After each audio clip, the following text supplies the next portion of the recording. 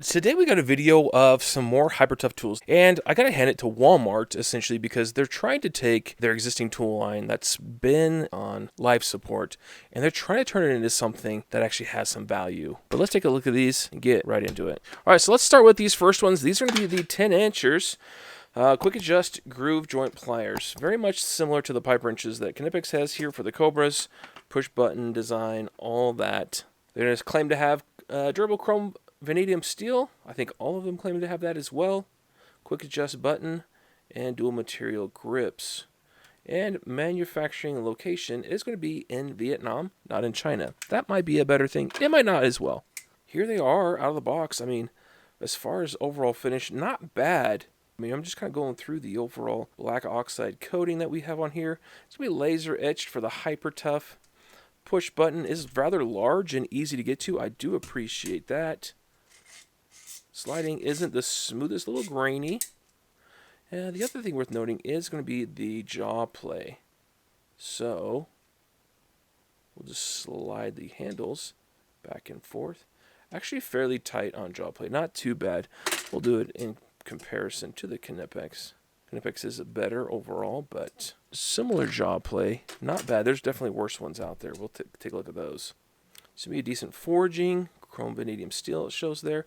No access to the retention button. You'll notice that most of these are going to have a way of taking the spring out and accessing that to clean it out or what have you. This is pretty much one and done. It's in there, and you're not getting it back out. The jaw, what's going to be important is how good those teeth look inside there. I've already used these a little bit. You can see just a little bit of wear going on there.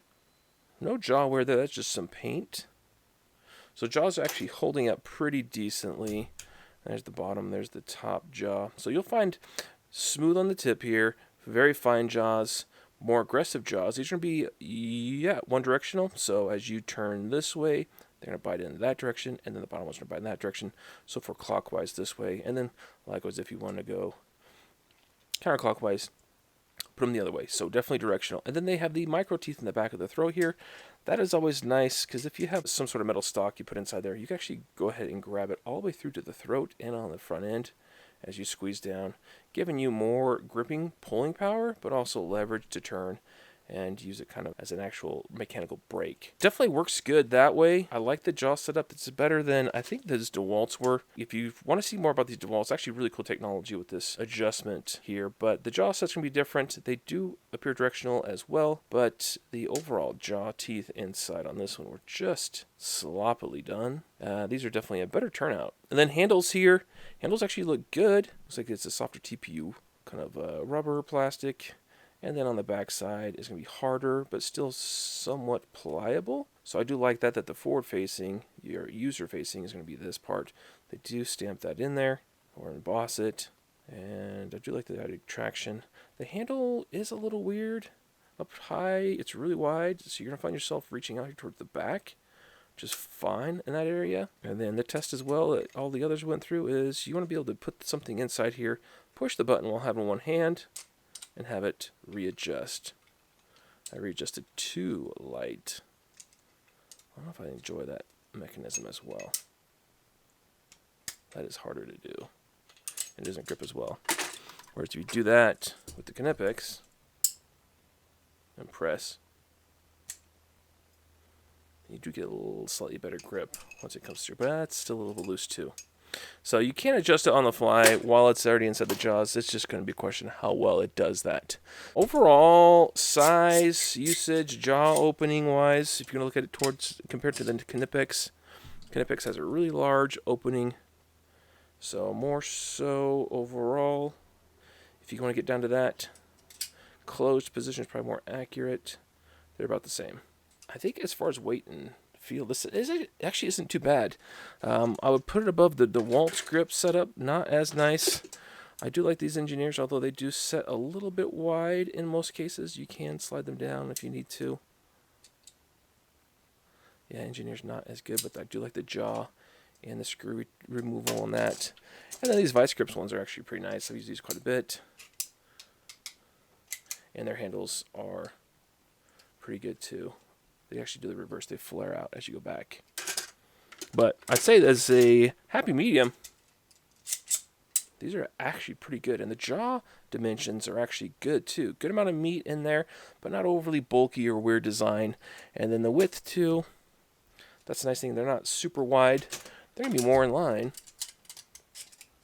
with the Klein. A little bit narrower, but wider than the Kleins. So if you want something a little bit more width and grip, I would say that's the way to go. Some of you guys are going to be saying, oh, the Doyles, over at Harbor Freight. The Doyles don't look as nice as these, I don't think.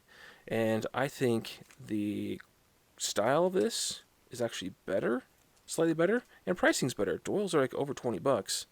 These ones are like $17 and some change. Now the Knipexes are $40.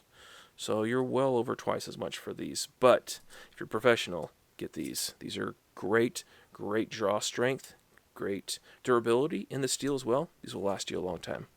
All right, next up is going to be the Hyper Tough 8-inch push-button slip joint pliers.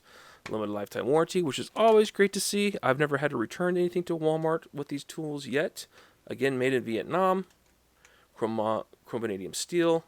All the same verbiage on this one in this little package. Yeah, this is what you get inside there. Well-oiled up set. Play-wise, not bad on the play for the jaw. Definitely a much more kind of chunkier head feel design by comparison to the Knipex. Lengths are about the same, but definitely has more material, it feels like, in it. Now, as far as the pivot and the head, they're about the same length. Again, much thicker through the head here. And the design for the screw removal is different as well.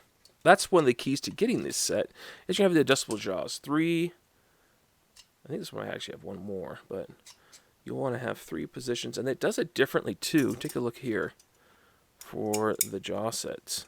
So this uses the teeth, much like the Cobra, whereas this one uses like large blocks. I guess that's probably how they got around the patent. So very clunky in position, but you could get there. We'll just go ahead and show you guys what that looks like with screw grabbing, screw removal. Let's see if we get some of those that are like sunk down in there. There you go, there's one right there. This one's stainless steel, so it'll be a little bit more challenging. Got it.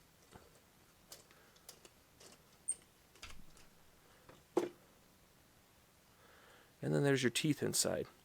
So you can see it compared to the Knipex, a little bit wider by design. It doesn't have this. I feel like this is going to be more for if you're trying to grab a pin or smaller stranded wire. That's what that is. This one doesn't incorporate that at all. It does get a little bit more aggressive with that tooth design. So if you want to call these the V jaws, the S jaws, what have you. But the idea is it's going to grab the fastener on 3 of the flats, not 2 like traditional pliers do. 3, so 1, 2, 3. Traditional pliers, you throw those in there. What do you get? 2. Much better to get 3 jaws on there because it's actually going to hold it in place, not allow it to slip out, and not round off your fastener. Much better technology. And the Knipex obviously does it as well. They're the ones that invented this type of plier. Fits right inside there. There's your teeth, or slide it down into there. Same idea. It will find the 2 locations or 3 locations and bite in. And of course, you don't want to use these as your main source of removing hex fasteners. It's just a backup. And for damaged screws on the head there too, it does a great job gripping and removing fasteners.